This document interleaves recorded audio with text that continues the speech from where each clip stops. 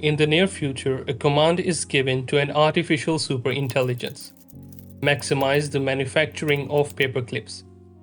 At first, the artificial superintelligence removes all the inefficiencies in the manufacturing process. Then it replaces human workers with robots to further improve factory performance. It then finds all the material on the planet to make more paperclips. The AI does not stop until it has converted all of the material in the observable universe into paperclips. This is known as the paperclip problem, first proposed by philosopher Nick Bostrom. A seemingly simple command that turns out to be catastrophic. This is not a pessimistic view, but a genuine concern. How do we tell an artificial superintelligence to do what we want? How do we make sure it actually does what we intend it to do? And can we even control it? An artificial superintelligence that will be capable of achieving virtually any goal would also be the last invention humanity will ever make. But with its superpowers, it also possesses some challenges that we need to overcome before it is too late, before it converts everything into paperclips. An artificial superintelligence, or ASI for short, is defined as any intelligence that surpasses the intellect of even the best human minds in all fields. Unlike narrow AIs that outperform humans in a single task, like playing chess, an ASI has a superhuman level of intelligence. Perhaps its most impressive ability would be its capability of self-improvement. An ASI would not need humans to learn. Instead, humans will look up to ASI to make progress.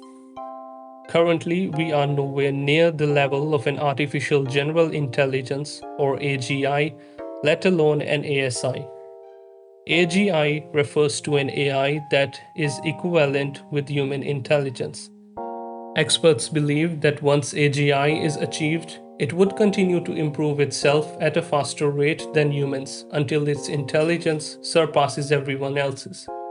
That is why it is predicted that while getting to AGI will take a long time, getting from AGI to ASI will be relatively quick. Interestingly, there are many paths to superintelligence. In this video, the focus will be mainly on three paths. The first is the artificial intelligence path. A typical path where an artificial intelligence model is created digitally with a system capable of gradually improving its own architecture. The idea being that the self-improving capability will eventually make the AI super intelligent. The second path is the brain emulation. It is grounded on the idea of uploading, where a human brain is scanned thoroughly and then uploaded inside a computer to be simulated. This path would not require a high-level understanding of the human brain. If we can just have scanners advanced enough to scan the whole brain with precision, we would only need to upload it correctly, and the brain would work itself.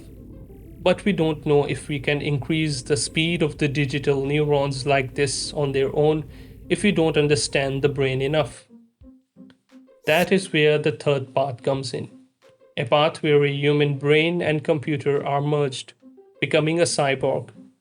It argues that merging the artificial with humans will radically increase intelligence. The biological human neurons travel at 100 to 200 Hz. Compare this to modern processors that run at around 5 GHz. If we can increase the speed of a biological neuron to 5 GHz, we would see a massive increase in intelligence and performance. With this unprecedented intelligence, there is the big question of control. How can we even control an intelligence far superior to us?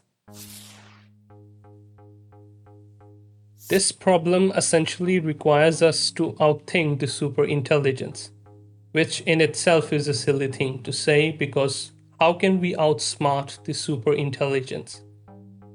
For example, even if we could contain the AI inside some box, it could fake a malfunction so that it would be let out of the box.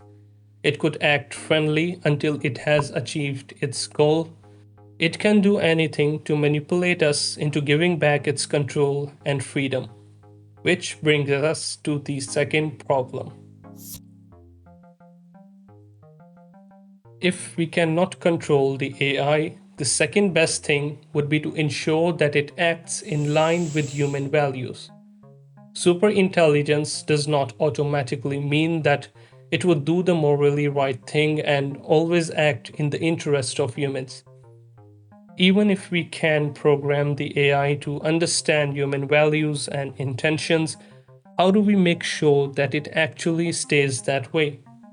Like with the paperclip problem, how do we make sure that the AI does what we actually intended to do? How do we align it with humanity's ultimate survival goal, which is the most important thing? An ASI is expected to have a wide range of cognitive superpowers. These powers start with intelligence amplification, the ability of a system to improve its own architectural design. It would have very complex strategic and planning abilities. It will have manipulation power. It would have incredible hacking capability, technological prowess, and an economic monopoly. Collectively, these superpowers would enable the ASI to have a decisive strategic advantage over everyone else so that it could form a future according to its own final goals, regardless of whether these goals align with human values or not. When it comes to forecasting the arrival of ASI, there is no single consensus on the timeline. Some believe it could be achieved in 10 years, others believe it will happen at the end of our century. In fact, a recent paper titled AI 2027 went viral recently because it predicted that as soon as 2027, we could have an ASI. Often, forecasters are overconfident in their predictions, but when you average out the surveys, it tells that there is a 50% probability of achieving AGI by 2040. From then on, the AI could improve itself and transition into an ASI. We just need to figure out the answers to the control and alignment problems before ASI arrives. Maybe the more we understand about our own brain, the better equipped we will be to create an AI in our own image. Perhaps the most important question right now is, how do we define a specific set of complex rules so that an AI does exactly what we want it to do?